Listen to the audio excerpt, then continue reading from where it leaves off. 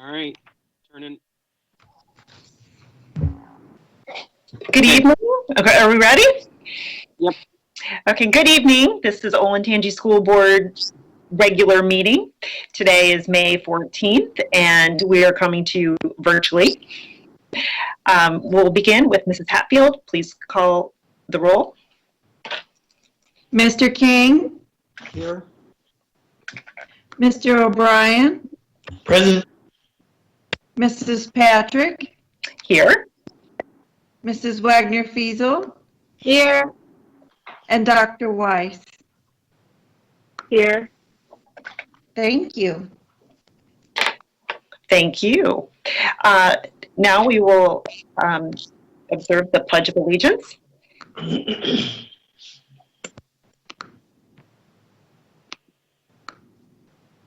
I pledge allegiance to the flag of the United States of America and to the republic for which it stands, one nation, under God, indivisible, with liberty and justice for all. It went out over the internet. Okay, well, I will be happy to lead us. I pledge allegiance to the flag of the United States of America and to the republic for which it stands, one nation, under God, indivisible, with liberty and justice for all. I will now entertain a motion to approve tonight's agenda. So moved. This is Julie. Thank you, Julie. A second, please. Second. This is Lakeisha. Thank you, Dr. Wise. Mrs. Hatfield, please call the roll on that. Mrs. Wagner-Fiesel, Yes. Dr. Weiss, I think she's breaking up. Yes. if your microphone, oh, there you are. Thank you. Sorry. Mr. King, Yes. Yes. Mr. O'Brien, Yes.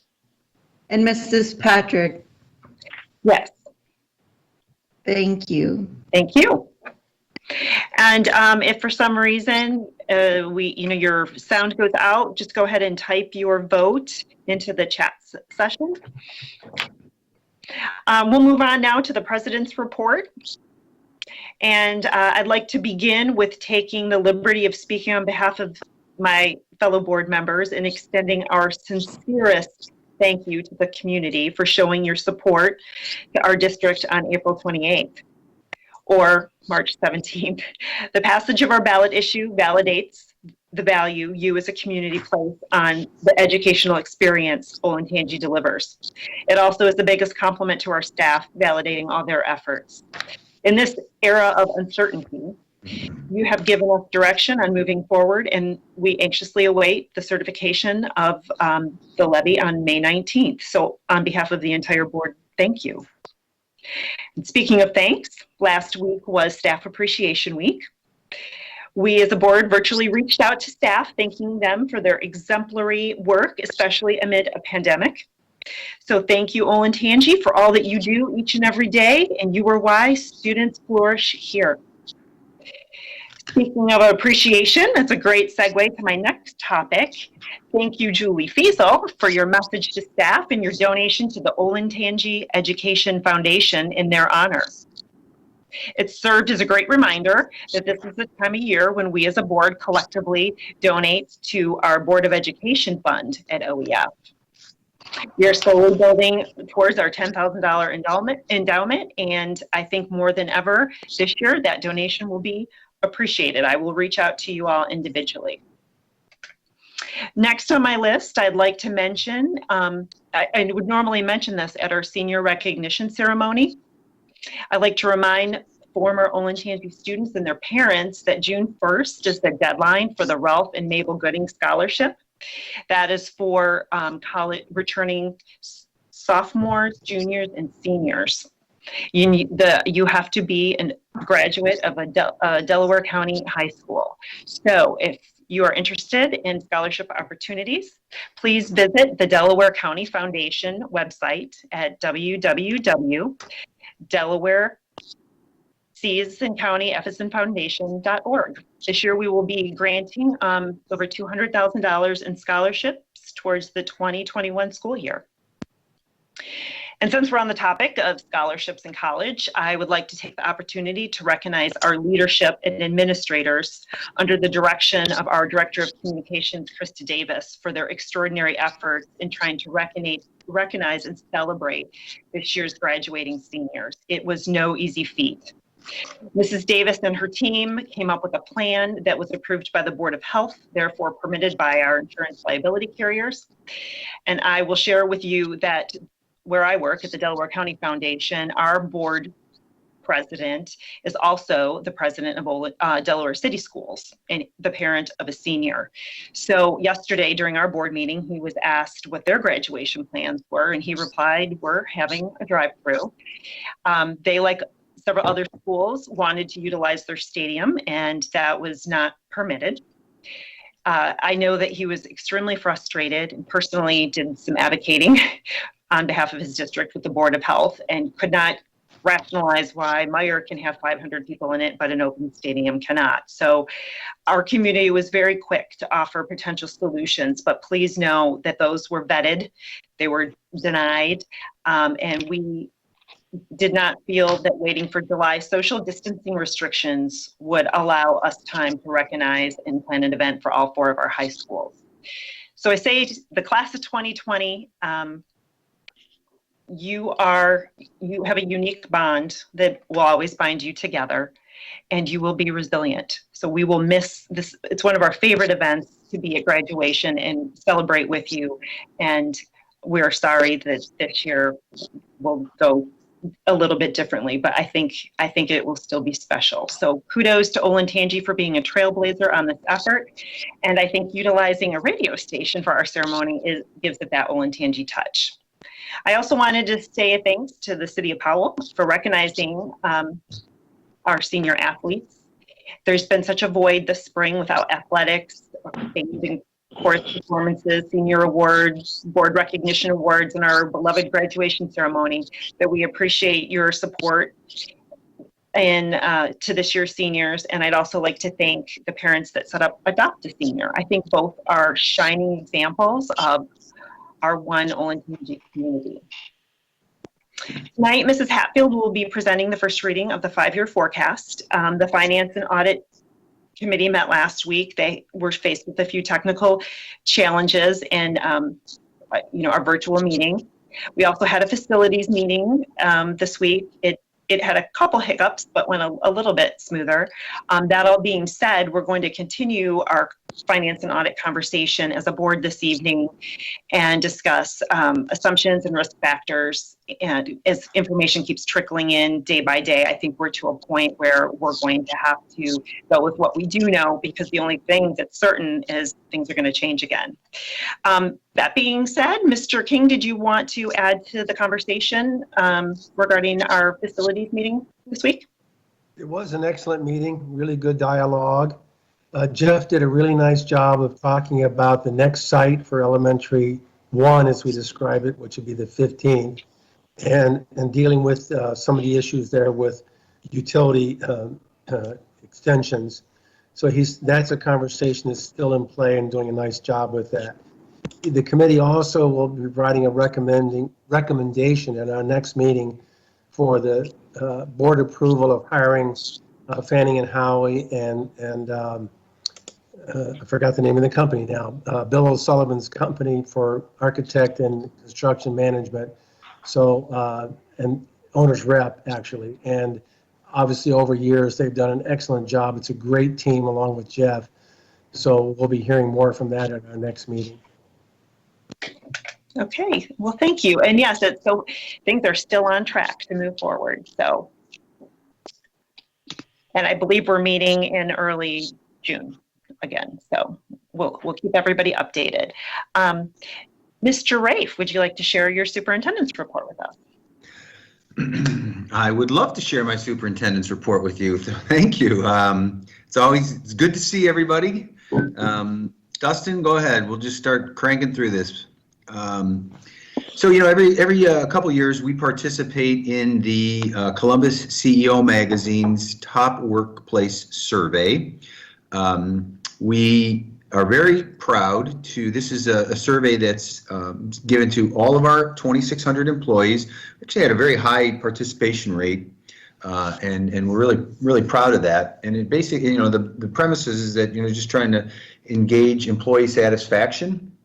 And we were ranked 5th in the large organizations category, and we were the only K-12 school district that was ranked. So we think it's really important to continually monitor our employee engagement, and we're really proud that the staff continues to give us high marks. So kudos to everyone involved, top to bottom. So thank you and congratulations on that. Next slide, please. As now is the time of the year that we start getting these national rankings. So the first one out is U.S. News rankings. As I always say when I present this data, typically I get an email from whatever principal's school is ranked the highest.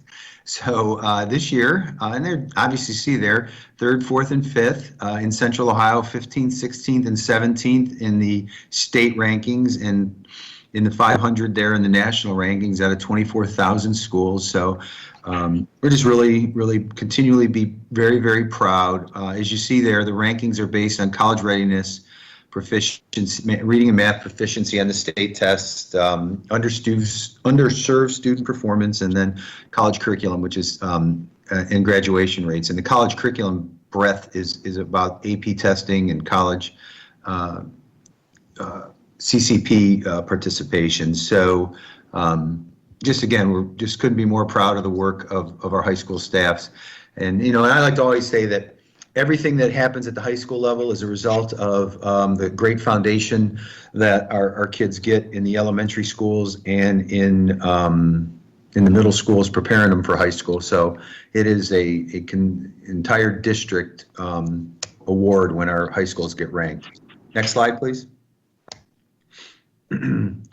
So this time of year, the Education Foundation does do their annual staff commendation program. So I'd like to encourage anybody and everybody in the community to reach out and thank our staff with a donation to the Olentangy Education Foundation through the staff commendation program. See there, you can donate at olentangyeducationfoundation.org. The donation to the foundation is certainly very, very important, but I can tell you firsthand, because this has happened for my wife a couple times, it is just so meaningful and powerful for our staff to have those very personal commendations written about them. So I really encourage everybody to participate in this program. Next slide, please. So with our action items, I do want to highlight that we do have a notable certified resignation. Mr. Roland D'Amato has been a long time math teacher. He was he's an Olentangy. He was in the original high school back when the high school was over at Shanahan. Been in the district for over 30 years. He is retiring this year, although he does intend to request to be rehired. So Mr. Griffiths will be making that recommendation coming forward in the future. But I did want to give a shout out to Mr. D'Amato because he's just been an outstanding teacher at Olentangy High School for a very, very long time. You have on there the approval of our district's membership in the Ohio High School Athletic Association. Typically, there is a fee associated with the OHSAA membership. OHSAA has waived that fee for many years. This year, though, we're not sure. They're experiencing some financial difficulties, just like a lot of entities. They lost one of their major revenue drivers in the winter sports tournaments, and then they lost all their spring sports tournament revenue. So they haven't come out and said exactly what the fee would be for next year, but our high school athletic departments will be covering those fees if they come forward. So you also have on there the approval of our incubator curriculum from Unchartered Learning. Mr. Fetty, Dr. Fetty, if you want to jump on and talk a little bit about this because this is a program, we presented this to our Business Advisory Council and just got overwhelmingly outstanding reviews. So Dr. Fetty, if you want to jump in and talk a little bit about this, I'll take your. Yeah, we, like Mark said, we presented to the Business Advisory Council in February. Basically, what this program is a Shark Tank of sorts, with a strong curriculum foundation, teaching students about collaboration and entrepreneurship. It involves partnering with businesses in the community. Students will need to find business partners to support their team's development of ideas. It's really going to step our business program up a notch. We're very excited about it. It'll then, and the other, that having that real entrepreneurs and industry experts serving as volunteer coaches will, I just think, strengthen our bond with our business community, and then hopefully find other ways to further that connection. Next slide, please. So we do have some action items on there related to new school building construction. We're asking for the approval of Robertson Construction to be our construction manager at risk for construction of the new elementary 1, and then approval with construction analysis, who is, that's Mr. O'Sullivan's company that Mr. King referenced as our owner's rep for the construction of the 1st, 2nd, and 6th middle school, new elementary 1, 2, and middle school 6. And just Mr. O'Sullivan has previously been involved in the construction of Liberty High School, Orange High School, Berlin High School, and I quite honestly think a couple more in the district. So we're really fortunate to have him be involved in our projects. He's instrumental in getting our projects done under budget and on time. And then you see their approval of a contract with Intertech PSI. That's for the geotechnical and construction material testing that goes with the first sites and the future sites. And then approval of a lease agreement with Kenny Asset Management. That is for land that will be donated for the construction of an elementary school. As Mr. King alluded to, we have discussed through the county and through Metro Development the arrangement to bring sewer to a site. We're not quite ready to announce where new elementary number 1 will be going. That grand announcement, as Mrs. Davis and I like to make announcements, will be forthcoming, but this does give us another option. As we know, we have two sites off near Sawmill Road, north of Liberty High School. We have a site north of Curve Sweeney Road, north of Berlin High School, and then we have a site connected to Berkshire Middle School that we could use for an elementary school. This will give us another option in our pipeline. So that lease agreement with Kenny Asset Management is it's been a long time coming, but happy to have that done. Next slide, please. And then list of important dates. As you see there, the 4 high school commencement walks, then the senior night, senior awards and scholarship nights that we're working on virtually, and then the virtual graduations. And as Mrs. Davis will say, it's been a great team effort getting this these commencement walks and those all this stuff put together. There's just been a lot that's gone into it. We feel terrible about, especially for the class of 2020, all the things that they missed out on. And we would have loved to do, I mean, as you said, Mrs. Patrick, we love graduation. I know.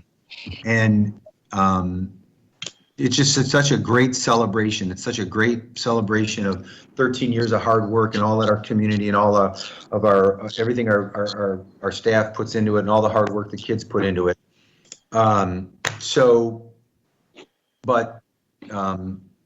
This was the only option. This commencement walk parade was the only option we could get approved from the health district and be in compliance with the governor's orders and our insurance liability and the legal aspect of everything going on with this. So we're just going to have to move forward on this. And I think once people get to it and embrace it and go through the celebration, it won't be nearly as what we have, but I'm very confident that our virtual graduation, once we put that all together, will be a great production and something they'll have for their whole lives. So with that, I will take some questions. I think You do. You have a couple. Let's in the start with, queue. yes, Mr. O'Brien. Your question, please. So, Mr. Rafe, my question is related to OHSAA.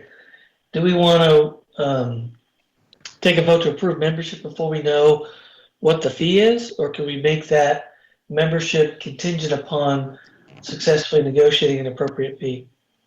Yeah, on the fee it has been in the past $1,000 per high school. And I only know that because I remember maybe 06, 05 was the last year they actually collected it. And then the last thing they want to do is put this fee onto the member schools. So I have confidence that it will, and that $1,000 fee was, I guess I would call that nominal for especially our large high schools and the athletic department budgets we have. So I'm really not concerned that it's going to be an exorbitant fee that our high schools would not be able to fund. But if it is, then if we don't become a member of the Ohio High School Athletic Association, we cannot participate in their tournaments. We can still have our regular season and be in the Ohio Capital Conference and all those things, but it would not afford us the opportunity to compete in a state tournament. So I'm just not sure that that's an option. But I have good faith that we'll be okay with regards to this. Okay. Okay. Mrs. Feyza, you had a question? I have two. First of all, just if Mr. Rafe could remind people how we go about deciding on a retire-rehire, in what level they're rehired back in, because it is a cost savings to the district when that happens.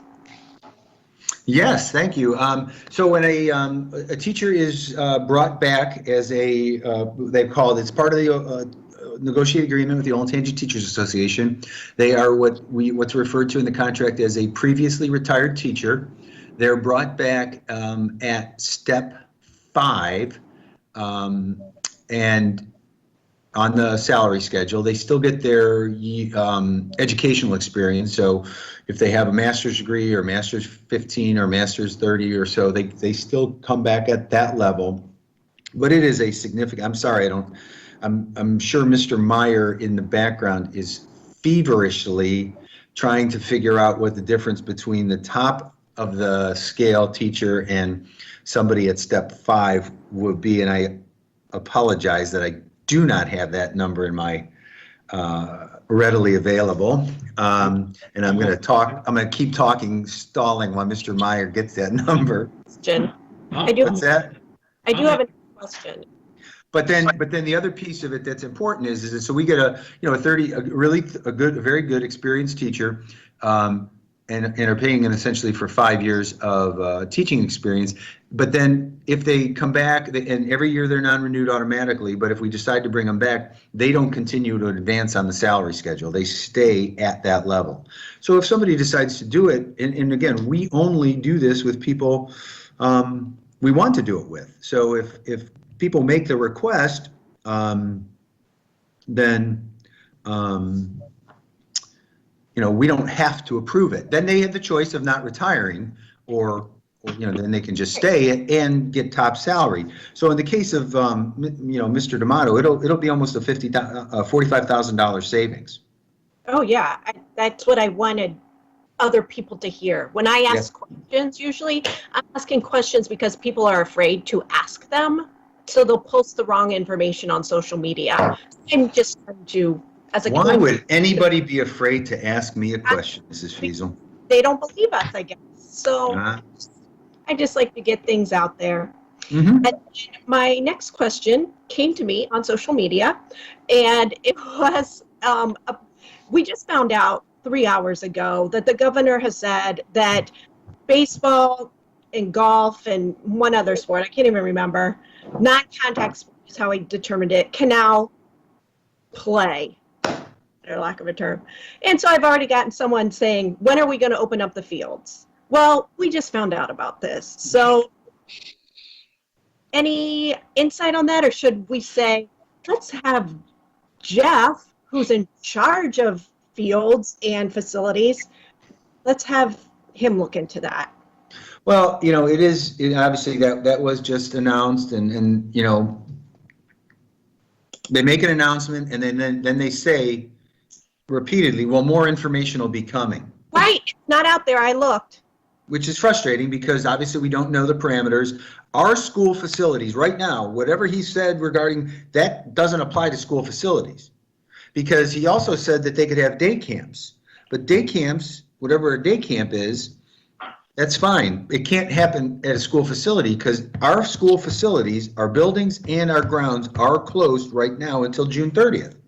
So it is frustrating when, I've gotten that question, about baseball tournaments in July on our fields.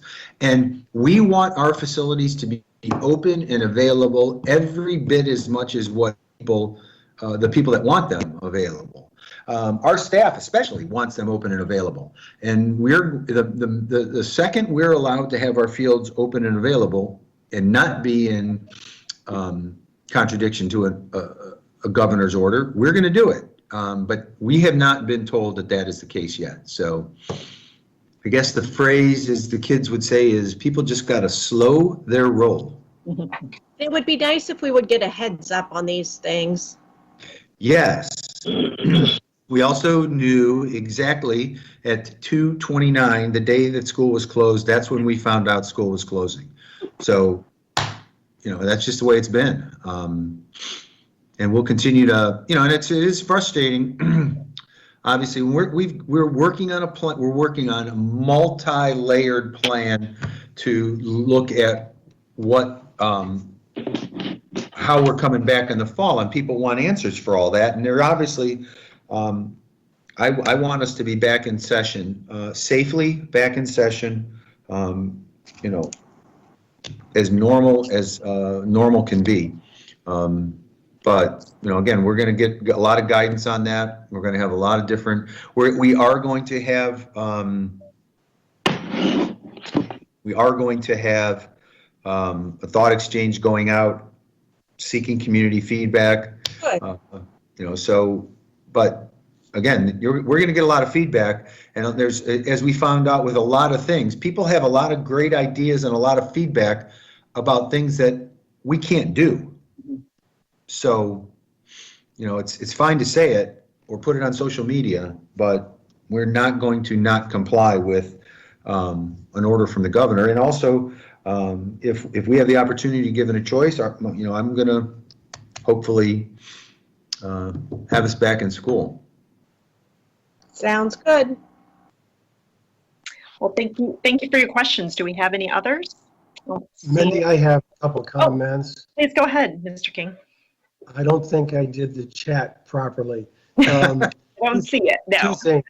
Speaking of OEF, I thought it'd be good to point out that OEF is going to cancel this year's Olentangy, fortunately, for obvious reasons. But we have already secured the date for August of 2021. So look for that in the future. And even with that loss of revenue, the board did direct the other evening in our virtual meeting that we will be doing the teacher grant requests as we have in the past. So that's very good news. That is good news. Yeah, that was very good. And second of all, just a comment on Mark and your staff. an exceptional job of dealing with all of the issues and logistics necessary to look towards the beginning of next year. I appreciated the 29-page document that you sent to us where everybody has to respond to your questions. What are you doing about this? What are you doing about this? Whether it's a classroom or a nurse's office or whatever, I thought, okay, that's looking at it pretty comprehensively. So I thank you for that. Well, you're welcome, and I just wanted you guys, we joke around about what all of our roles are sometimes, and as you can see, putting this big puzzle back together in August is going to be pretty complex, but to be fair, I have to give Mr. Meyer and the operations team and the rest of DLT all the credit, because they're the ones who put that all together, so it's a lot. That was a lot. It was a lot to look at. I was very happy I could close the document. My heart goes out to those that have to complete it, because there's a lot of unknowns. There's a lot of scenarios to prepare for. So you'll have a busy summer. We'll have a very busy summer. Yes, it's been, and I guess, again, I don't mean to belabor the point, but, this notion that people aren't working in our school district is just, that reality is few and far between. None of us are enjoying this. We are all people that miss being together and the camaraderie of the work we do, but it is far more difficult to work remotely for us than it is to be in person. And it's so difficult to not be around each other, or be around the kids, be in the buildings, celebrating with them on so many occasions, and just it's not what any of us in education signed up to do. So. Well, we applaud the efforts that you have made, and I know there's still challenges ahead. Yes. I'm pretty proud of the work that everyone is doing, so thank you for that. Okay, well, I don't see any more questions, so I think we will go into the treasurer's report. Mrs. Hatfield, are you ready to share that with us? Yes, of course. So we have been very busy, as with everyone else in the governor's rollout and information that they share. Of course, this is having a big impact on our 5-year forecast, which is one of the main discussion items for this evening. And with that, we are learning almost every week something new about what might be impacting us. For example, we received information last week about a $3 million reduction in our state foundation funding. And so while we had worked on what we thought might be a reasonable reduction for this year or estimation, had to pivot and redo some work with that to make sure that we had as much up-to-date information included as possible. So we'll go through what that calculation was, how we're getting information, and so forth as we move into the forecast discussion. But, just wanted to reiterate that it's a very moving target. The current markets are pretty volatile. Interest rates are low, which will help us as we move forward with our bond issuance to sell the debt to construct our new buildings, which is good for us. But, then we lose things such as interest earnings on our cash that is idle at this time. We're very grateful that our community was willing to continue to support our operations at the level that we have, passing the ballot item. That's fantastic. And thank you doesn't express our gratitude enough, but sincerely thank you. We know that between our cash reserves and the levy passage that we will be able to weather this storm in a way that is pretty responsible without having to worry about panic or extreme measures. So we'll get into more of that as we move through into that discussion. In terms of other items that are going on, of course, we mentioned the bond sale for the construction, and we are monitoring our market rates pretty closely right now and what is selling in the market. What we know is that tax exempt bonds are not flooding the market right now, which is good for us. It means that there are potential buyers out there ready and willing to enter that market and perhaps purchase bonds of that category. So that's fantastic. We're getting more and more updates about that each day. So we're moving into the phase of deciding what that market outcome might be, how to structure the issuances of the debt sale. When we first presented the information about the bond sale, we talked about issuing the debt in 2 waves. A first wave for some projects in elementary 1, and then a second wave for the second elementary and middle school. But we're really putting together some thorough analysis to determine if that's still the best case scenario and the best savings for the district versus taking advantage of all market rates and selling opportunities that are available to us. So more to come on that. We've invited Mr. O'Brien to join us in a conversation, so we'll get that meeting set up and be able to discuss that with our advisory team as we move forward. We will have to bring the resolutions forward for approval of those sales at our next meeting. Then the other big project that we have in our department right now is really just going through the RFP process with the Auditor of State to use an independent public accounting firm to do our audit. As we discussed in prior meetings, that's an opportunity for the district to save some dollars for the fees that we have to pay to have those audits completed every year. And so the RFP will be a 4-year or 5 years actually worth of audits from 2020 to 2024. We have taken the pre-scheduled calls. Myself, our assistant treasurer, Mrs. Griffith, and our accountants, Mr. Ratliff and Mrs. Burton, were a part of that team, and we really did an interview process with those firms to discuss what their expectations are, how they would audit, and how they would interact with the staff within Olentangy to get that work done. So that information is back with the Auditor of State. They will go through a final ranking and then let us know what the final outcome of that RFP will be. And so we are pretty excited to have an opportunity to participate in that and take an efficiency step towards a cost-saving measure for the district. As you may know, our annual audits are required by law, and they also are required as we continue to issue debt and to be moving in the bond market to have audits. It's just another one of those good best practices that we follow to maintain those good audits. So more to come on that and where we land with that for the fiscal year 20 audit, which will be here before we know it.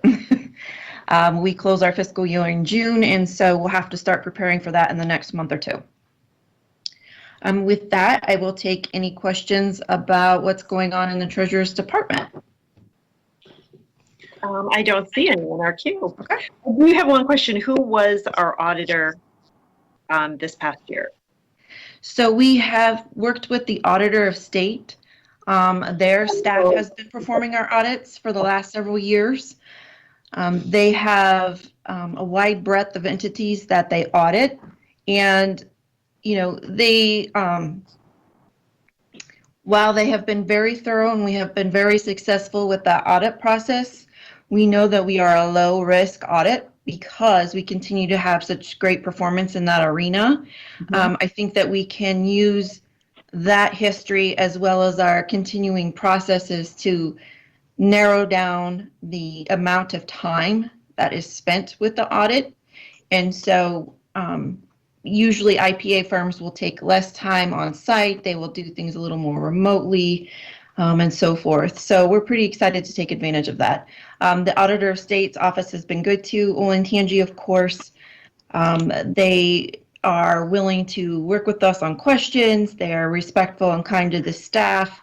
But we feel it's just, we've used the Auditor of State for several years, and it's time for us to be able to take advantage of an IPA source for that. And then when that 5-year term is over, it will be up to the Auditor of State whether they bring us back into their book of business or if we're allowed to remain out in the IPA market. Well, I think it's important to note that the auditor of state charges for their audit. So granted, Yes, it's they a do. requirement, but one is still required to pay for that. And so, yes, it is nice that you will have a cost. We will have a cost savings this go around. Okay, I don't see anything else. Does that conclude your treasurer's report? It does. Thank you. Great. Do we have any public participation this evening via email? No, we do not. Okay. All right. Well, then let's move on into our discussion item, which is the first reading of our 5-year forecast. Take the floor, Mrs. Cisco. Absolutely. It's always an exciting part of the year when we get to go through the 5-year forecast updates. I don't know if our group feels that it's as exciting as maybe I do sometimes, but that's okay. No, it's been a very it's been very challenging this time. As we know, the governor and Dr. Acton's release to close schools and put us in a remote learning environment happened rapidly. We were able to pivot and turn our operations into that environment and help our students and our staff navigate that fairly well. And, very proud of our operations team and their thoughtfulness and consideration as they move through that, as well as the support, not just in our curriculum department, who did a fantastic job, but also in technology and our mental health services for our students. There's been a really great collaboration across all of those services to make sure that our students and families can continue their education. So we're very grateful with that. Having said that, we also know that there are some revenue changes. Dustin, if you would please go to the next slide. Oh, I'm sorry, I'm probably ahead of you. If you would go, that's great. There you go, revenue update. So let's take a look as we start this and comparing where we were with our October forecast and where we're going with our May forecast. If you go, I believe it's on slide 20. Can you go back to, yes, please, thank you. This is a snapshot of where we were in October with our October forecast. We are showing our total revenue, total expenditures, our revenue versus expenditures. So think of this as our checkbook when we finish the year. If we have $242 million of income and we spend $246 million, we are short almost $4 million of cash. That's what that line represents. What are we bringing in each year? What are we spending each year? And what is the difference? So as you see that line in red, we are talking about deficits. We're talking about not having current cash flow within the year to pay for expenditures.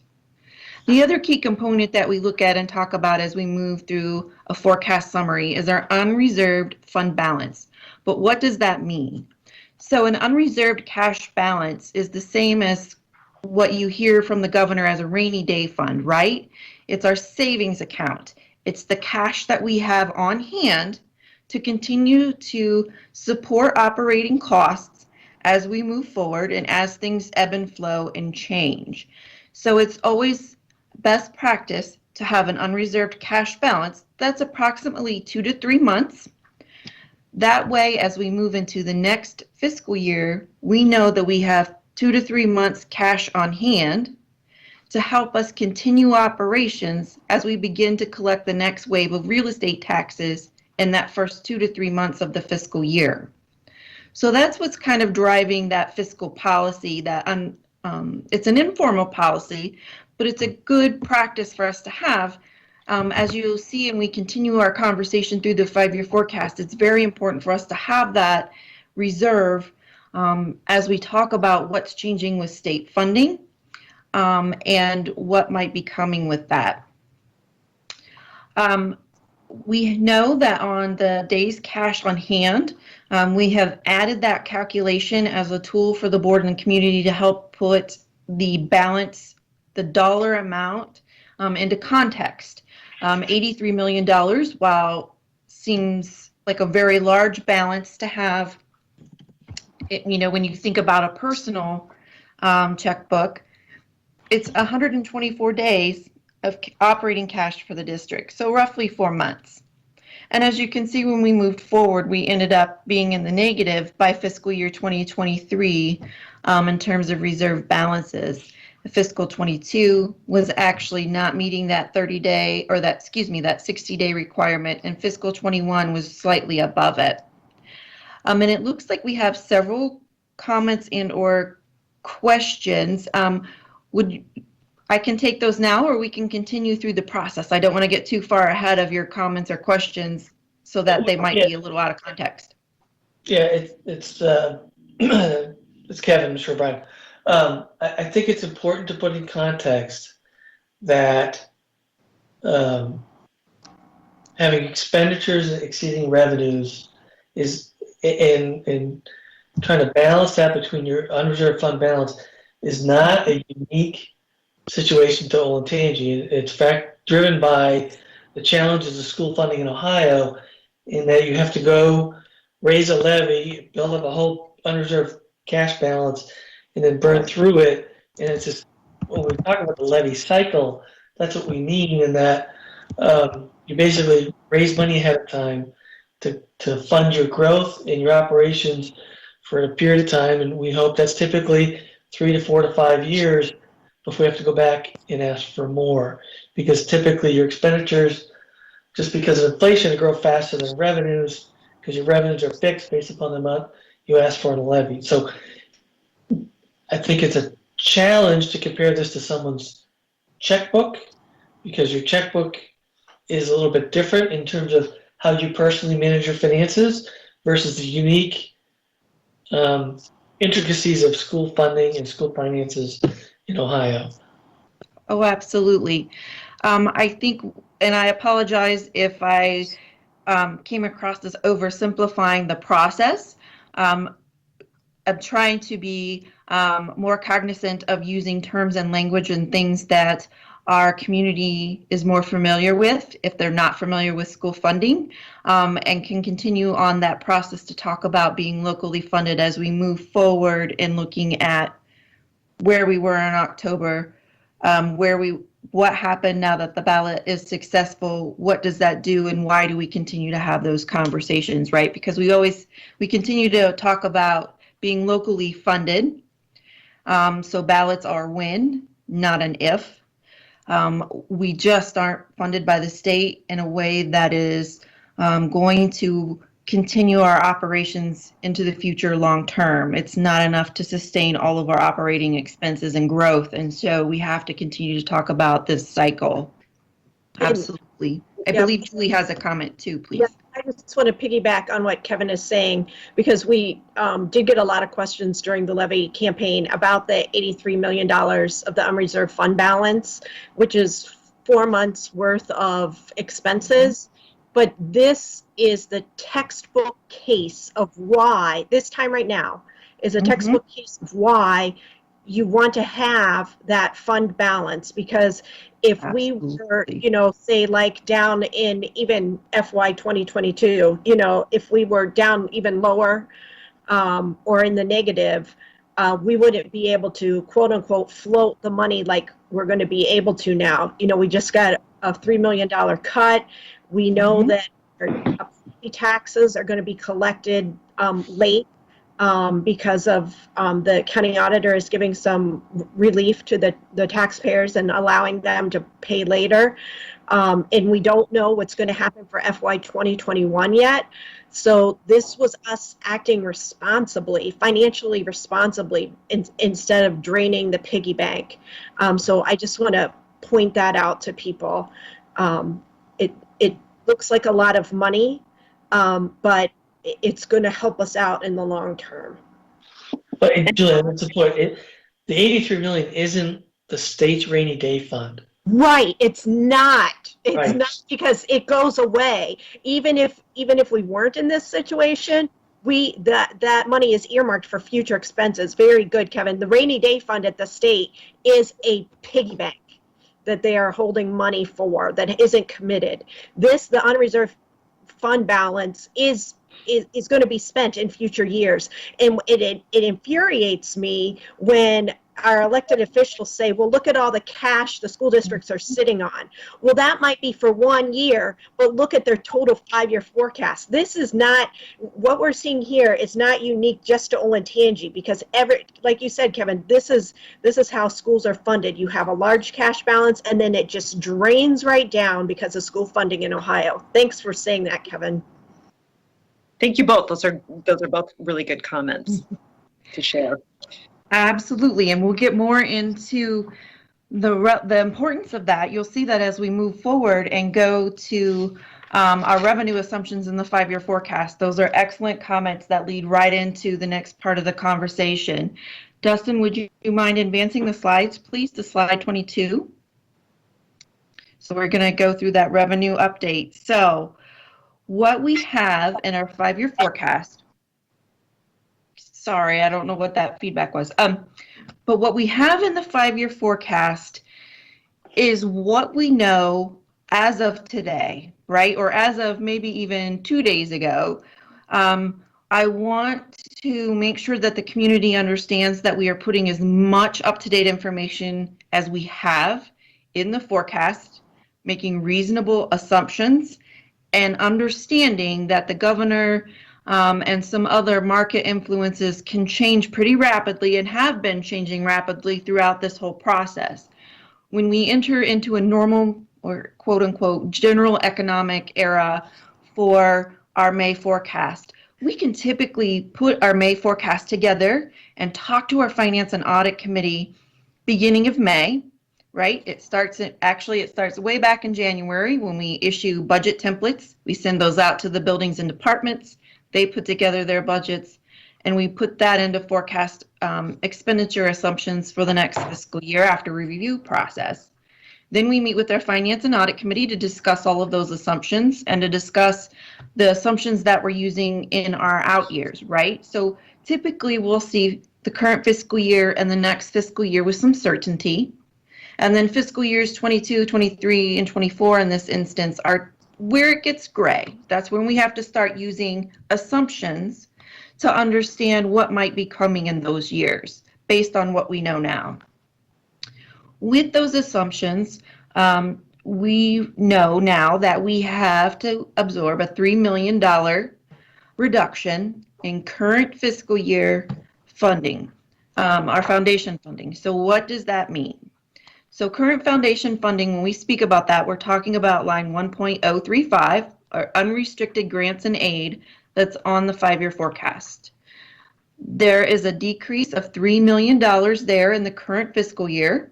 That's what's been released by the state of Ohio, as they had to take a look and cut billions of dollars out of their budget due to state income losses. As you may know from the governor's update, they're experiencing sales tax losses. They're experiencing, they will experience probably some income tax losses and or delay as they change the state income tax due dates into July to follow the IRS regulations. And so there's a lot of uncertainty in that regard for the state in general. When the state has revenue shortfalls, one of the biggest places that they have to take a look at to adjust their expenditures is education. Between secondary education and K-12 education were one of their biggest expenditure lines. So while we thought that there were reductions coming, I think the general census from my fellow treasurers and superintendents in the area was we were all expecting maybe something coming in fiscal year 21 or next fiscal year versus immediately. We had originally put in a reduction of about $500,000 for this fiscal year, but now we know that's $3 million. So that is reflected in the current forecast. What we also did is take a look at, okay, where are we going to be in fiscal year 21? That is a big unknown right now. There is uncertainty right now about how we will be returning to school in the fall, as Mr. Rafe already discussed. It could be a hybrid type of implementation. It could be all kinds of things at this point. And so our assumption is that we will not receive any additional funding than we will this fiscal year. We've kept funding flat for next fiscal year, which is, keeping that $3 million out of our revenue cycle. Then in the next fiscal, oh, did somebody have a question for me? Nope, okay, I'm sorry. Then the following fiscal year, so fiscal year 2022, we are anticipating that the state will continue to have some revenue growth to make up. And we have kept the state funding at fiscal year 19 levels, which are actually higher than what we will get now. So it would be returning to that $12.2 million in foundation funding that we received in fiscal year 19.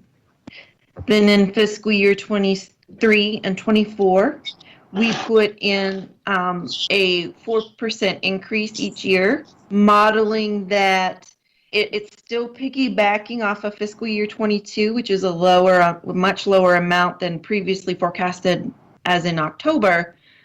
But it's taking that lower balance and adding back our growth funding that we get, as well as anticipating some increased growth or increased revenue coming back from the casinos, So it equates to about a 4% increase each year in fiscal year 23 and 24. Now, what we do know about the community or about surrounding districts is that we've heard a lot of press about folks who are slashing their estimates going forward. They may have made bigger percentage reductions in their state funding levels, but we also have to keep that context of their state funding in mind. Meaning, if they receive more state funding and their state funding revenue is more or a larger percent of their overall revenue budget, then the cuts that they make are going to be more significant, a higher percentage point or rate, because it's more of their general funding overall. For us, it's about a 6% portion of our overall revenue. And so our percentage cuts are not quite as large as you may hear from surrounding communities. And I believe we have Mr. O'Brien has a comment that he would like to share with that, please. Yeah, so I guess 2 points I want to make. So one, particularly in fiscal year 2020, as much as we took out $3 million in revenue, we also offset that revenue reduction with $3 million of expense reductions due to no substitutes, lower utilities. Mm-hmm. So really the total budget impact for state cuts was kind of offset by reduced expenses. And then two, just to be clear, so the changes you made, and I'm not arguing the changes, just want to make sure people understand them, is relative to the October forecast. We took almost $14 million of revenue off the table due to the budget changes, which is what, almost a half a mil to a mil per year. Mm-hmm. Right. And, one of the not beautiful things, but one of the things that I think, again, shows our diligence in making sure that we're monitoring cash balances is, that high $83 million that our community was, quite honestly, felt contentious about going into the levy. That's allowing us to absorb that reduction in state funding and not have a catastrophic outcome, right? That's helping us absorb that. Certainly the levy is a huge part of that as well, but it's, that levy collection doesn't start until fiscal 21. And so we're able to absorb what we have today with today's reserve balance. So it's very important to keep that in mind as we move forward and talk about those things. The other assumption that has changed is, of course, the levy collection. We have added the levy collection into the regular forecast line 101. Prior to that, in previous drafts, we had it included as a new levy at the bottom of the forecast template, but we've gone ahead and put that measure up in the collected item, and it's no longer considered new for the purposes of the forecast. The difference that makes is it allows our, I think it's more clear and more succinct for our readers to understand that we're at the place with our ballot item that it's a matter of certification that we're waiting on. And so we want to make sure we're showing the clear picture of having that additional revenue available to us in the coming years. And then the other line items that changed, we had in line item 1.06, other operating revenue. We had increased interest revenue prior to the COVID-19 closures. We have taken those assumptions and made them much less. Instead of receiving $400,000 to $500,000 in interest income, we're looking at getting very minimal, if any, increases. We know interest rates again are close to maybe half, 50 basis points roughly, maybe 100 basis points at best case scenario. And so we're reflecting that within our forecast and making sure we don't over exaggerate what that revenue may be going forward in the coming years. But we also know that we have a Westerville TIF that has come online. And as our abatements are negotiated, the tax collection on those abatements ebb and flow or start their countdown as the properties are built and come online. It's very difficult for us to say if we have a TIF over a certain lot of parcels, when each parcel will come online and be fully built so that the TIF begins and we start collecting our 25% on that. So we're grateful we're seeing the Westerville, a new Westerville TIF come online, and that's helping boost that income in that line item. Are there any other questions about income at this point? Oh, one thing I forgot, I apologize. We do have some uncertainty that we can discuss again in the risk section, but I did want to mention for line 101 or real estate, another item that has been advertised or talked about or discussed a lot on the news and in the community is, of course, the reappraisal. So each county does a triennial update to appraisals, which means they take a look at the valuations within the community. They took a look at how much each property is worth, and they reappraise or reevaluate what that dollar amount could be and if it needs raised or lowered. So calendar year 2020 is the cycle that we're in. It's a reappraisal year.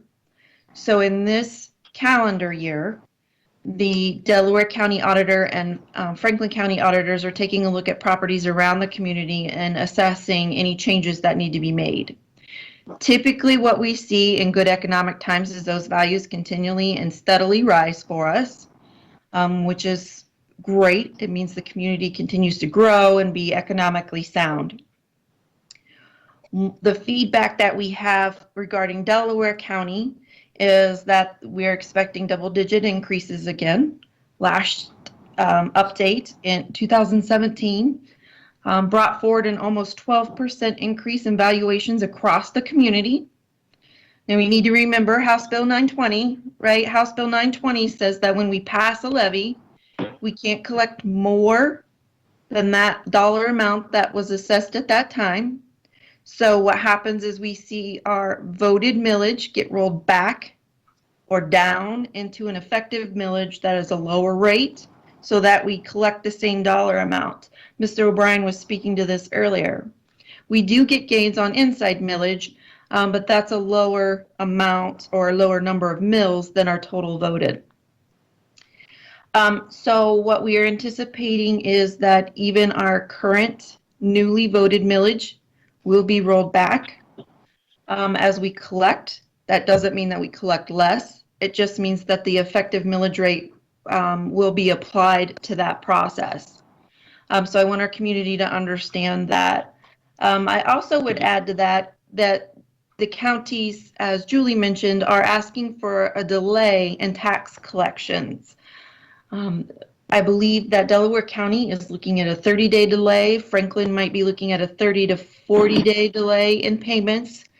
And, fortunately, we were able to help support that. We know that our community is going through some financial crisis situations just like we are. And so because we had a healthy reserve balance to help us with that delay for this fiscal year moving into fiscal year 21, we were able to help support that message and really reiterate to the county auditors that we can in fact move forward with that, and the district will stay solvent. It won't create any hardship to us to do so. So just want to kind of make sure that people are aware that that is out there and going on. The last thing that we heard from Franklin County is that they might be asking to delay the reappraisal process for an entire year. I have not heard that from Delaware County. So more to come on that. Those would be two components that might change our assumptions moving into October. But as of right now, we do not have a delay in the reappraisal process for Delaware County, and the delay in collections of taxes will not change what we have to report in the 5-year forecast. It's just going to be a timing consideration for us as we look through our monthly financials. Emily, you just answered my question about, could there possibly be a delay in the reappraisals? So thank you. And I see Julie also has one for you. Yeah. Yes, Since we're talking about revenue, I am really hesitant about bringing the revenue for, I think it's 2022, back up to 2019 levels at this point. Okay. I like what you did for 2021, and it mirrors the cut that we received just recently. I agree with that, but I am really hesitant to bring to include growth funding, because growth funding was only approved for 2 years. It's only approved in the current budget. So I didn't even carry that forward. And I know it's like $1 million, but I wouldn't even include growth funding in 2022, 23, or 24, because that's one line item in the budget that I can see them lacking, not carrying through to the next budget. And then I'm just really hesitant on bringing 2022 levels up to, I think you have $13 million in there. Mm-hmm. I don't know how everybody else feels, but just from the vibes that I'm getting from not just the governor, but also, members of the House and Senate. And, at this point, pre-pandemic, we were hoping that, okay, the levy passes, that's great. And then we start working on fair funding. Back to work for fair funding. Pre-pandemic, I had someone, even message me and saying, okay, by August, I want the school board to come up with a plan for fair funding. At this point, the state is just trying to keep their head above water. I don't even think they're to look at fair funding, unfortunately, for us, because they're taking so many hits, and it's going to be extended, especially on the income tax. If we don't have people working, they're not collecting that income tax, nor are they collecting the sales tax, because people aren't spending the money. So I just want to voice my hesitation on that. I don't know how everybody else feels. And I think we should talk about that collectively, after towards the end of the presentation on, what we've talk through some of these potential scenarios, because we are guessing, but I do think that does have some merit to it.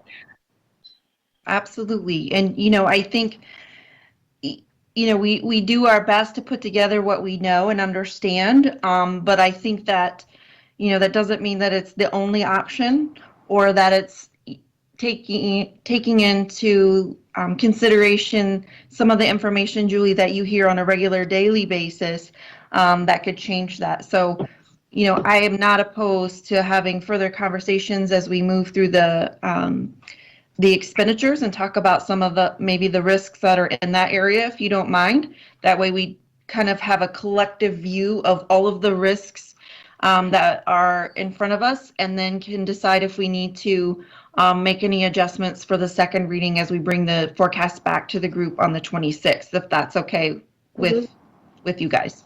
It is. I think we have one more comment. Mr. O'Brien, did you have a comment? No, that's fine. I'll wait to the end. Oh, okay, because I can't remember what was. I have this. Oh, I apologize. Go ahead, Mrs. Hatfield. Okay, no problem. Dustin, if we may move on to our expenditure update. We are going to take a look at October versus May. So as mentioned prior by Mr. O'Brien, when we talk about our expenditures, we do have some savings that have come to fruition through the closing of schools. In line 3.03, our purchase services, there is a decrease due to the COVID-19 closures and reduced substitute staffing costs, which may be a little counterintuitive to expect that substitutes are coming through a purchase service. So let me expand upon that a little bit if you don't mind. We work with the Educational Service Center of Central Ohio. They have a council of governments where they hire certified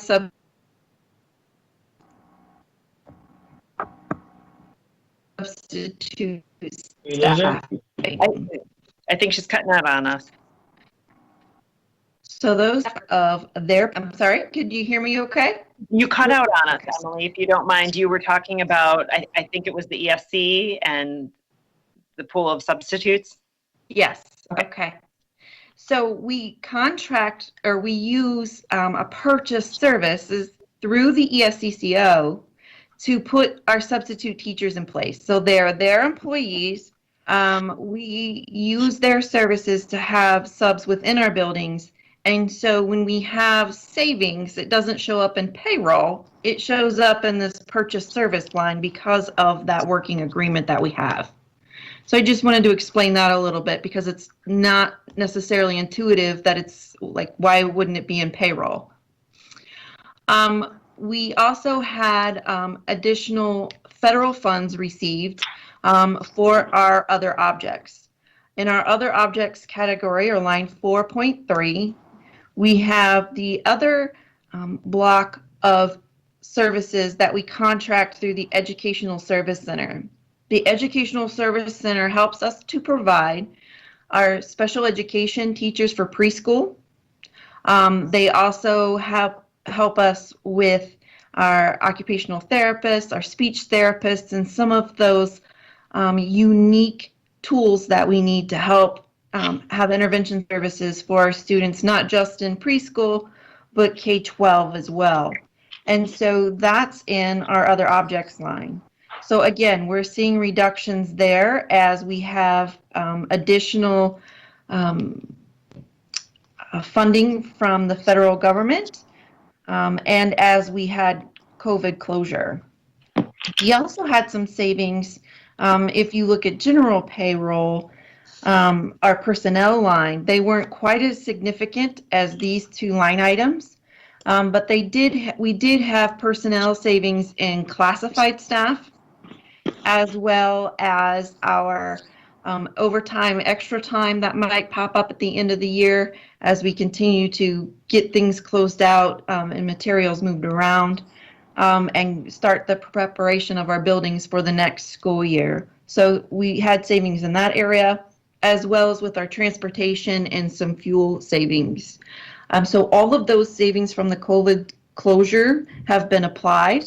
To Mr. O'Brien's point, that's about $3 million. The one line item that may help or that may offset that savings is taking a look at our food service fund, our 006 fund.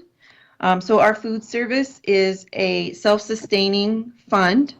They rely on their sales of food product through breakfast and lunch services to help sustain their operations. That includes their payroll and benefits of their staff that are there working. So knowing that they were still providing meals to our community or to our students while we were closed, they have been incurring those expenditures without necessarily having the offset of revenue. We have in the forecast an estimation of $1.5 million that might be needed as a one-time transfer into the food service to help keep them solvent or keep them in the black.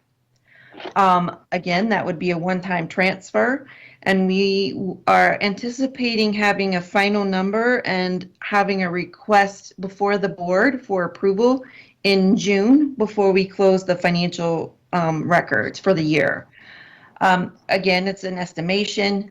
We continue to track that. We're getting more information on a regular basis about what the federal subsidies might be for our food service department, not for those students who are on a free and reduced program, but for those students who received lunches that were not on the program. I believe at this point we are eligible for about a 50% reimbursement on those students who do not participate in that special program. And so that number, is an estimation that's in the forecast as of this moment. And we'll continue to refine that as we get more information about what's available and where that that fund will settle closer to fiscal year. As you can see on the adjustments to the forecast change, fiscal year 22 and 24, of course, show larger gains in adjustments or increased expenditures compared to the other fiscal years. And that is a mechanism of putting in the additional costs for opening an elementary school in fiscal year 2022, and then opening an additional elementary school and middle school in fiscal years 2020. There are some staffing pieces that are unique to opening a building, just as we experienced in fiscal 19 with opening Berlin High School, that are unique in addition positions above and beyond just normal growth. For example, your school building administration, music, PE, arts, any type of special program that is outside your normal growth function would be included with opening that building. So those costs have been added in. Again, we're looking at about $3.6 million of additional expenditures for a middle school and approximately $1.6 million for each elementary school as it opens. That also includes some additional funds needed for the one-time in our purchase services and supplies and materials. Of course, that first year that they're opening, it kind of creates a flux or a one-time spike, so to speak, above average, and then it tends to go back down and come into more of a normal range once the buildings are fully established and opening and running. So those are the major changes in the expenditure update. And I believe we have comments from Mr. O'Brien and Mr. Rafe. Mr. O'Brien, would you like to go first? I think you're first in the chat feature. That was an old comment. Oh, it was an old comment, is what he said. Oh, I'm sorry. Excuse me. Mr. Rafe, do you have a comment? Yes, please. Yeah, I just wanted to reemphasize the notion when we're talking both revenues and expenditures and the state funding cuts of $3 million, that it's 1.2% of our overall budget. So people that are, anybody who thinks we need to immediately just slash expenditures, it's a delicate balance. The community just stepped up past this levy and expect a level of service and a quality of program that we intend to deliver here, now, and in the future. So, we're going to be mindful about what expenditures we're going to look at reducing. We're analyzing a list of possibilities, things that we can, obviously tighten the belt on here in the short term. I think it's important to not, obviously be prepared, but not overreact, where we are right now. So, it's just, we will get through this. We're in a really good place financially. Obviously, the things here in the future are future staffing that will, again, we may have to just look at some of the things we have planned for the future.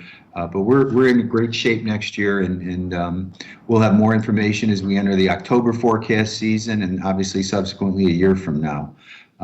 So as we like to say, whatever the numbers are, we're going to manage to those numbers now and in the future. Correct. And, also to that point, again, there's fluctuation. So we want to make sure that we give ourselves the opportunity to understand as much as possible as what's coming in the future in terms of the type of operations, because we certainly don't want to make an adjustment in an area that is not impactful because it's not relevant to the current learning situation. So we will continue to monitor that and plan to look at measures and our expenditures as we get to a point to develop and move forward with what our education model will look like in the coming fall. Thank you for that, Mr. Rafe. Dustin, if you wouldn't mind, would you advance the slide? Thank you. So the next step that we want to talk about is May forecast results. So with all of these notions and pieces of information, where do we actually land and what does it look like for the May forecast results? Dustin, would you please advance? Thank you. So before you is the May forecast results with the assumptions in place that we've discussed. I think you can see from the revenue versus expenditure line, when we're considering how much revenue we are bringing in each year and the total amount of our expenditures each year, that the red is in a much different place than we were in October. This is including the reduction that we have put in place for the state funding thus far, as well as including the new revenue from the ballot item that was passed. We have days cash on hand from fiscal 20 through fiscal 24 that are in the black or positive. Right now, we are looking at landing in fiscal year 2024 with approximately 2 months cash balance. And as you remember from the beginning of our conversation, we always want to make sure that we are looking at that target and thinking about how we keep that and monitor a 2 months cash balance, right? Because our next levy is not an if, it's a when. It's about monitoring that, to Mr. O'Brien's point, that high peak of revenue and then spending that balance down as we go throughout the years and making sure that we stay as fiscally responsible during that time. So looking at these numbers, I know there were more questions and concerns about further reductions to our state revenue assumptions. I think that now is a good opportunity to kind of open that back up to the board and to Mr. Rafe and to those that are available to talk about that. Let's walk through that and get a better understanding of what changes you would like to see as we move to the second reading. Okay, can I go? Yes, please. Okay. So between the October and the May forecast, if I'm looking at fiscal year 2024, because I always like to look at the days cash on hand, it looks like we gained like 128 days cash on hand because we were a negative, 69, correct. Yeah, and it went to a positive 59. So the money difference is a negative 60 million to a positive 52 million. So that's a big swing, which is great. Right. But I'm not only am I hesitant on the revenue side, but also I was looking at purchase services I think it's it's the packet that we have, but sure. There's be really big swings in purchase services where we're really low, then we spike really high, and then we're really low again. and it's not consistent. I would have thought that it would be more consistent, but some of them seem really high to me in the purchase services. Sure. So in one of the items that will spike in fiscal year 2021 in our purchase services is some of that is looking at our federal funding because we had additional federal funding coming in. It was helping offset, originally was helping offset purchase services and offsetting supplies and materials. And if you may remember from fiscal year 19, we had federal procurement regulations that came into effect that said, okay, if you're spending federal dollars, you have a much more stringent policy on terms of getting bids and all of those items to spend those federal dollars. So part of what we did was, okay, we're going to take our federal dollars, we're going to apply it to our ESCCO and contracted services because we have vetted that contract. We know that it's almost a singular source, and we don't have to go through a bidding process each and every time that we use it now. We're actually putting more federal dollars in our purchase services, and so that kind of creates this like dip that comes in the beginning. The other item that's a part of this is that we are not planning on keeping our student well-being funds from the state. We have brought that back into our general fund costs, assuming that funding is going to go away. So we have funds that are about $600,000 in the first year and about $900,000 in the second year, and we're assuming that those are going to drop off, creating a bigger gap or change year over year because we're bringing those back in as well. Because we're going to continue those, because we'll continue those services, but Absolutely. you're anticipating not getting the funding. Gotcha. Correct. Gotcha. Correct. I think good assumptions, Emily, because Yeah. good assumptions. And, you know, we had talked about that as we worked through the original issuance of the biennium budget because, you know, the fear always at that time was when the auditor of state came forward and said you have to code it as a special grant dollar funding, you can't put it in your 5-year forecast. That was the red flag that's going to go away. Why would they have us put it in a separate set-aside fund if it's something that's here to stay?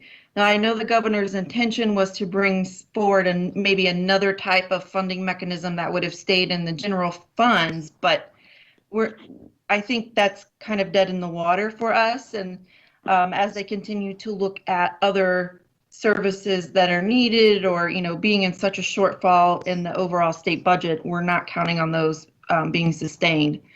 And so to mirror the services that we are bringing on board, we're planning on that $900,000 coming into the general fund expenditures. As a reminder to our community and those that are listening, we are using those funds for our Ohio State University contract to provide mental health counselors to our high schools. We now have mental health professionals, one at every high school or one of each of the 4 high schools. And that contract is a big portion of that expense. What we were able to do with that then is take our Centero services, which are mental health services and supports that we had spread across the district, and use those services more in our middle to elementary divisions, allowing for those students to have more supports more often, and then giving a full-time support at each school building for our students. And those services are still available as our students learn remotely. If they are reaching out and their parents need supports, you know, certainly our student well-being director is keeping that in front of her and allowing those supports to filter as much as needed. Then the other thing on the packet that you gave us, on page 7, you have some graphs and charts about income tax. I would remove that. We don't have an income tax, so I don't think that is necessary. Right. And I had originally in the packet, thank you, I'll make sure that's removed. It printed a blank page because of the program. It's a Yeah. new software program. It printed a blank page, and then putting it back in. If nothing else, I think it's a good reminder for me to address that income tax fluctuation that we are not experiencing because we don't have income tax revenue. I know when we go through levy campaigns, we have a lot of people bring up, why don't we have an income tax? Other districts have it. That's a more volatile or subject to the economy, much more reflective of the economy than our personal property taxes are. And so if we had income tax, we would be probably having a different conversation if we were reliant on that to sustain our operations. So that's a good point to remember that, but I will remove that page from the packet. Thank you. I wanted to, one other comment on real estate and valuation. I do think that that is an area that I'm hoping, and Emily, maybe you can answer this, by the October forecast, we should know what they're going to release and how that would look if we need to change our assumption.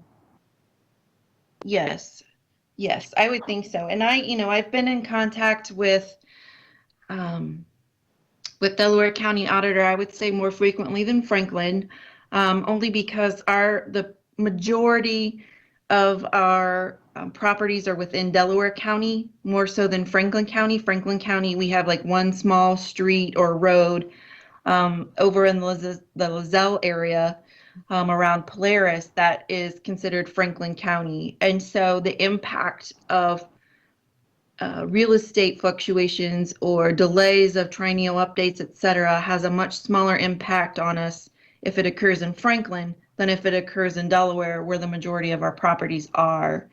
And so I touched base with Mr. Feyza just today to see where they are in their process, if they have any changes in their estimations that they provided us earlier in this calendar year in the February-March timeframe.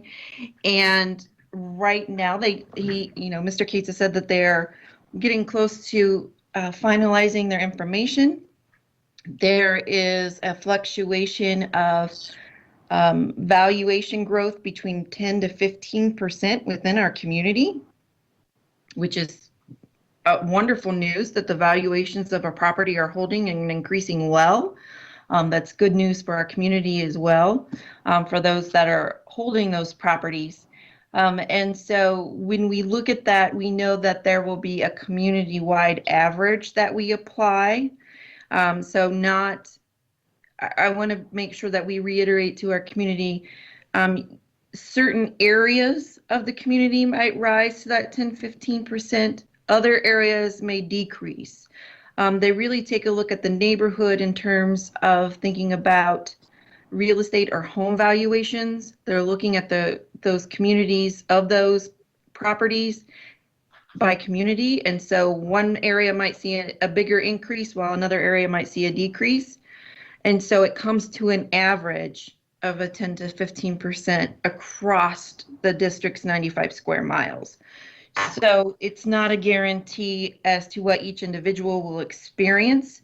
And the county auditor will be releasing that information in the coming months so that each individual understands what that actually looks like for them and their home valuation, as well as our businesses in the community as well. Well, I have to say the house behind me sold in a week, so I haven't seen it yet. There's a lot of virtual home tours online now, so hopefully our market stays strong for a while. It's been quite amazing in studying the market and trying to understand, generally when we have an economic slowdown or suppression, one of the first things that starts to impact is unemployment, right? So we'll see income revenues and tax revenues in that arena slow down. Then we start to see the sales of homes slow down. And quite frankly, we just haven't seen it in the housing market as of yet. Homes are turning around in weeks still, or they're being sold before they're actually listed as a sale. And so fortunately right now, our housing market, to your point, is still staying strong. Will that change in the future? We'll have to continue to monitor that. It could at some point impact our growth, depending on how fast, again, those new homes are coming online.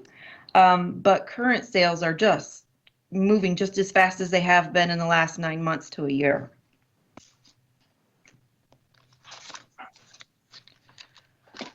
Any Thank other you.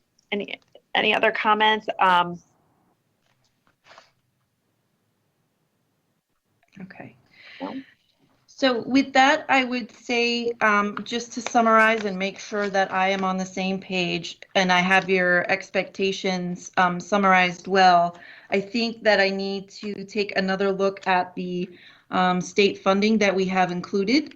And in just fiscal years 22, 3, and 4 for the second reading to maybe bring down even more so that they are what, Julie, what you're following in terms of legislation in the State House. Is that correct? Yep. And then I had one more comment on my list.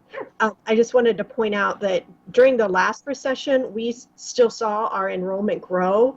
And in fact, we actually gained students who were in private schools. They came over to Olentangy, probably for economic reasons. So, for people who are saying, oh, we're not going to get that enrollment growth, we have not seen that. We didn't see it in the 90s when we had the tech bubble. We didn't see it during the last recession. And especially for our middle school, those kids are already in the system, so so I don't want to think that it's going to come, that enrollment is going to come to a screeching halt. And then, elementary, the first new elementary out of this bond issue, those kids are here too. They're either the preschool age kids, or currently in our elementary and going to be there for a couple years. So I don't want people to think that enrollment's going to come to a screeching halt. And the governor again today said that, he would like for all students to return, in August. We don't know yet, but, people to think that we're not going to get any more kids. Well, Nida, that's a very valid point. And, I think while it may hit the new build category, I certainly don't think we're going to see anything adjust in what we've predicted in terms of students aging through the system, what our current housing stock, is turning over just as it always have. People are still coming in. You're going to see, people wanted to take more advantage of a public education versus maybe a private education as they continue to work through their personal economics and, maybe there's job loss or what have you in that category. So, we know that we have, I believe it's only 3 elementaries that are under capacity at this point, right? So it's not that the growth is here. We are already feeling the pressures of not having adequate facility needs met right now. So we certainly don't anticipate that this is changing any need to bring elementary number 1 online within the next fiscal year or 2. So that part of the plan, you're right, is not changing. And, we also know our middle schools are at or above 1,000 students. So it continues to grow, and it will continue to bring kids to us. And we'll, again, we do an annual update. If there is a change, if there is a spike, if there is a reduction, either way, I think our facilities committee is absolutely fantastic group of folks who continue to monitor that and update that plan based on current assumptions. So we don't create a 1-year snapshot and plan 10 years based on 1 year, right? It's just like our 5-year forecast. We continue to reanalyze and update with as much information as we have on hand to make sure that that stays in front of us. So I don't anticipate a large change to that, but if there is a change, we will be able to address it and communicate it in an effective way.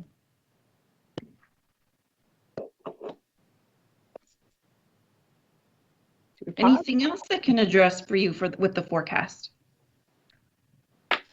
Do you want to address your assumptions on salaries and benefits? Sure. We have, right now, we have 3 associations with the school district. And by association, I mean union. So there are 3 unions. The OTA union, which is our teachers union, it's probably the most well-known, just because that's a larger portion of our staff. We also have a local OPSI union for our bus drivers and for our custodial maintenance staff. Those 3 unions have agreements in place that are due to expire June of 21. And we also have a newly formed union for intervention aides that we will be negotiating quickly within the next, I would say the latter part of the spring and into the summer, to bring that on board as well. What we have in the forecast is a 2.5% COLA for fiscal year 21 at the end of that agreement, and then a 2% increase in the latter 3 years of the forecast. When we changed that assumption, because we have in the past gone with everything from a 0% outside of a negotiated agreement contract deadline, all the way up to mirroring exactly what we have in place. But that fluctuates as we move into negotiation. It fluctuates as we talk about economics and we talk about what's realistically appropriate at the time. So while we have a placeholder in for raises, it is just simply that. It is a placeholder. It is a way for our Finance and Audit Committee to help us think about what our reality could be as we move forward and we start talking to staff about what's on the table. So it's a placeholder. It's not a guarantee. And then we also talk about benefits. So our last negotiated agreement, we took steps to make sure that we took our PPO, or more of a traditional medical plan with co-pays and co-visit costs and things of those components, and made it, we shifted the cost measures of that more staff. We increased the portion that they have to pay to keep that type of plan design in place. And then we also incentivized our high deductible healthcare plan with HSA contributions that were more marketable, so that people are more apt to use the high deductible healthcare plan. In general, a high deductible healthcare plan sets a deductible for the family or individual within the plan. The member has to pay up to that dollar amount, and then once they reach that deductible level, then the plan starts helping pay for any expenditures that come in after that point. And so the idea behind the high deductible plan is getting employees to be more mindful about how they're spending their health care dollars. Are they doing price checking? Are they going to doctors that are qualified but cost less? All of those types of things come into play so that we start changing our behaviors and start utilizing our plan in a more responsible manner. We are also self-insured, so we pay those claims directly. So it's really important for us to maintain that high deductible plan. We have been experiencing a shift. I think that the strategies that were put into place with our last negotiated agreement have been working, in that we are now a 60-40 enrollment, meaning we have 60% of our staff who use our health insurance benefits are using the high deductible, 40 is using the PPO plan. So that's a good thing. They're using the less expensive plan. They're participating with the district and keeping the costs of health insurance down. Some of the risks that come into play for us as we move into the future are taking a look at what claims are coming in. We do have a stop loss plan. So if we experience a claim that is $235,000 or more, we have additional insurance that helps us take a critical care situation and keep it at a reasonable level in terms of cost. It gets shifted to the stop loss plan. What's yet to be seen is what's going to happen with care related to COVID-19. You know, we certainly want to make sure that people are going to their doctor, that they're getting their health checks, that they are, excuse me, seeking out any kind of support services they might need in mental health, because those are the types of things that are coming to light and being are affecting our staff, affecting employees and everybody in general while they stay home and are feeling closed in. So we have experienced 1 month of the types of new claims that might be coming in that might be causing a spike in our claims, the month of April. We receive our claims data about a month in arrears, and so we're tracking that to make sure we get a feel for how does COVID-19 affect what those claims costs are. And that's a risk for us moving forward, is keeping our eye on that. Excuse me.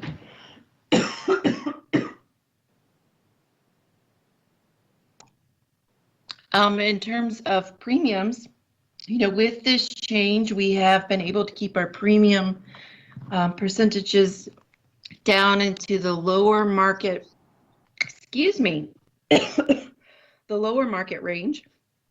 In calendar year 2019, we had a 6% increase in our health insurance premiums, and in 2020, a 4% increase. As we move forward, we have anticipated roughly a 7% increase in health insurance for next year, and then used a 10% increase in premiums for the latter 3 years of the forecast. The 10% is a higher market. It's still reasonable. It's still low in terms of being just at 10% and nearly, single digits.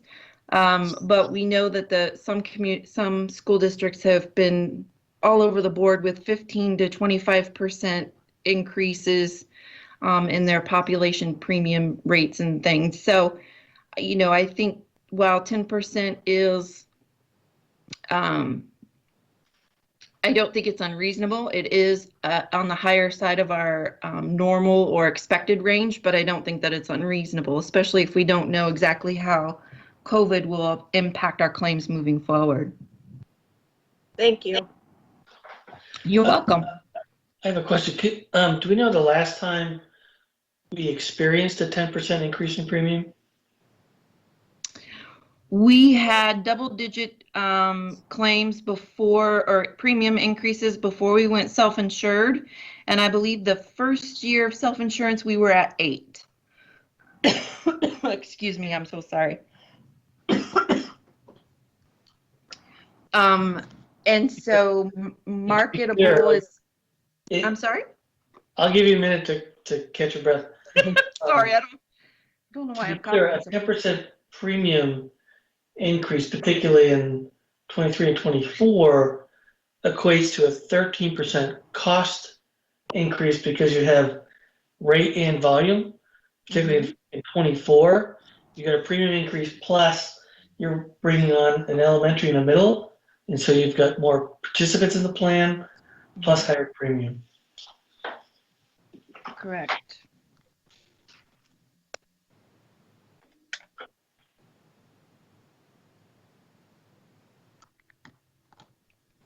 Anything else I can address or get into more detail for you?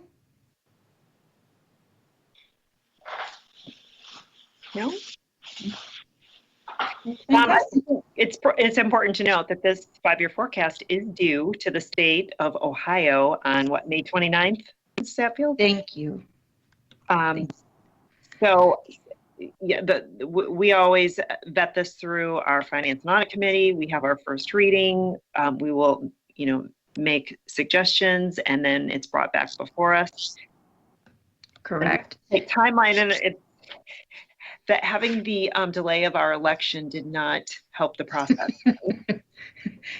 No, it complicated things just a little bit with that delay coming to April 28th. Typically speaking, we have the 5-year forecast presentation assumptions vetted, ready to come to the board. We typically will do a first reading the end of April and have an acceptance ask of the 5-year forecast at the beginning of May, and not have a second May board meeting because of graduation and those types of things in terms of the overall calendar for the district. So this is a really late process as we try to include as much information as we can about not only the levy, but the state funding. And so when we bring this forward for approval on the 26th, we have just a couple of days to actually get it submitted to ODE. We did request a delay in that timeline or in that due date when we learned about the election delay, but it was not granted. So we have to have a 5-year forecast on hand, and they tend to take a look at that and hold on to our state funding until things are filed appropriately. So we don't want to jeopardize what we do have in state funding by not submitting on their timeline. And our government sounds a little disconnected to change the election date. There's a few other dates that should have been Yeah. but we weren't. You know, but if nothing else, we are adapting and moving forward, you know, under the current conditions. So, you know, yes, it's difficult, but we will get it done, and we will make sure that we are spending the time needed to make sure that we're doing a thorough job, and continuing to support our community with responsibility and thoughtfulness.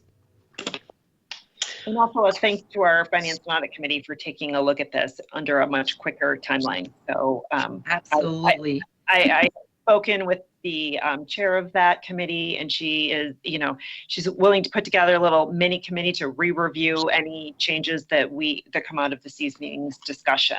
So Ever changing, right? But we'll get through this. So, Ms. Patrick, I have a request.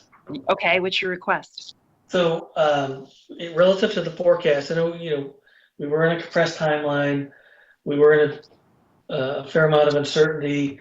Then you layer in a brand new forecasting software package. Yep. And new reporting structure. And I would ask that the Treasurer's Office work with the Finance and Audit Committee to make sure that the forecast package that we produce, twice a year is meeting their needs. And it involves to make sure that the exhibits that are produced are sufficient in meeting these. I'm all for change, and I get it, but let's just make sure that what we're putting together is meeting the needs of the committee that support the development and approval of the forecast. And you're on that committee as well, correct, Mr. O'Brien? Yes.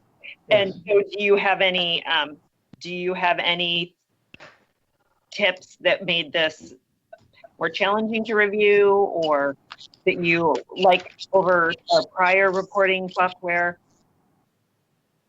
Well, I mean, everyone get comfortable with the prior package, right? We've used that package for the past, as long as I've been on the board, 10, 12 years.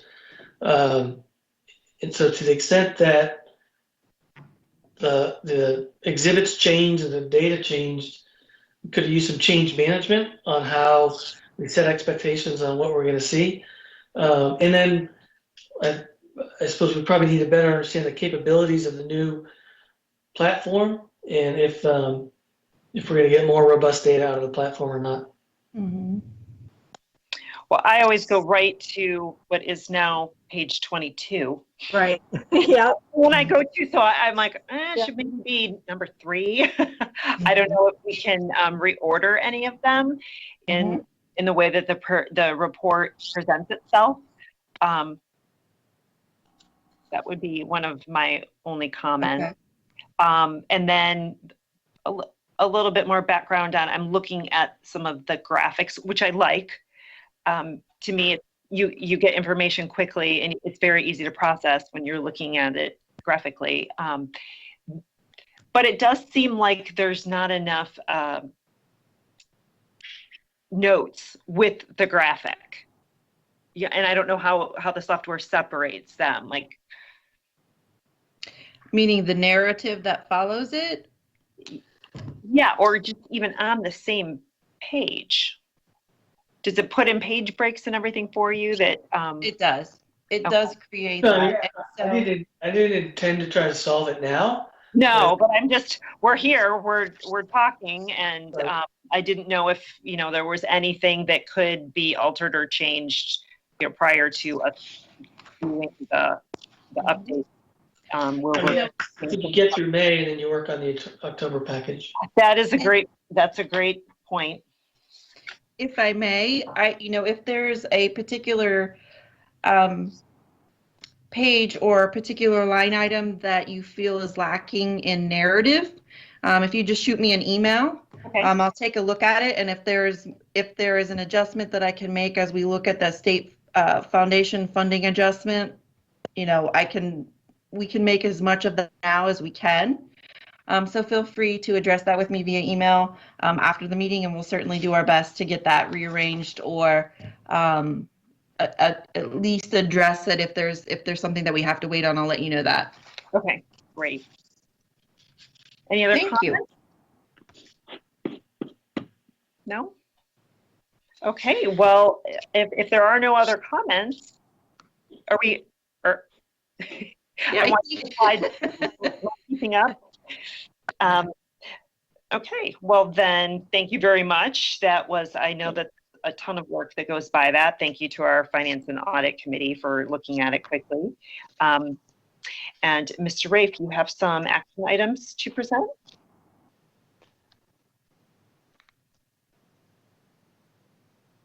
Mr. Rafe. Unmute. I think you fell asleep. Yeah, I fell asleep. No, sorry. No, I didn't. I That's not lost my nice. mute and unmute button. That's no statement on the forecast. Yeah, No. yeah.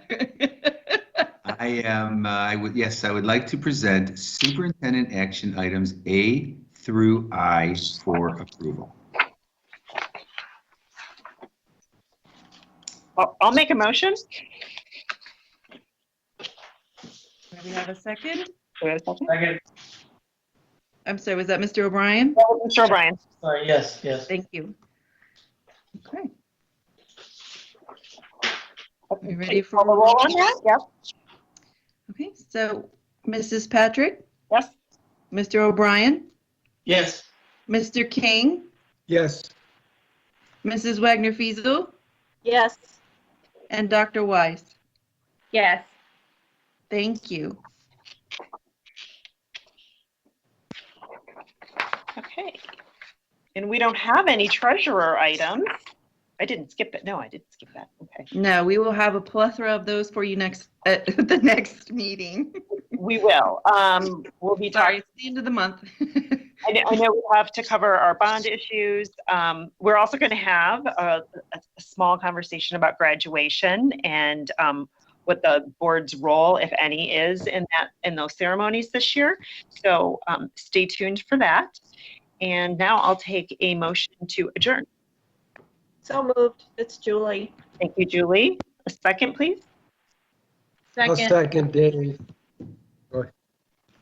We'll take Dave, but you were louder. Mrs. Hatfield, please call the roll on that.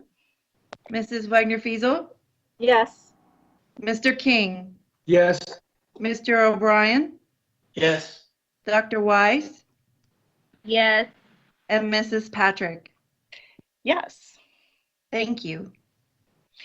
All right. So we will meet. We haven't discussed our next meeting, if it will be virtual or in person. So we'll send out notification on that. But that will be on May 26th. So I will see everybody then. Thank you, everybody. Have a good evening. Good night. All right, good night, everybody. Yep. Good night.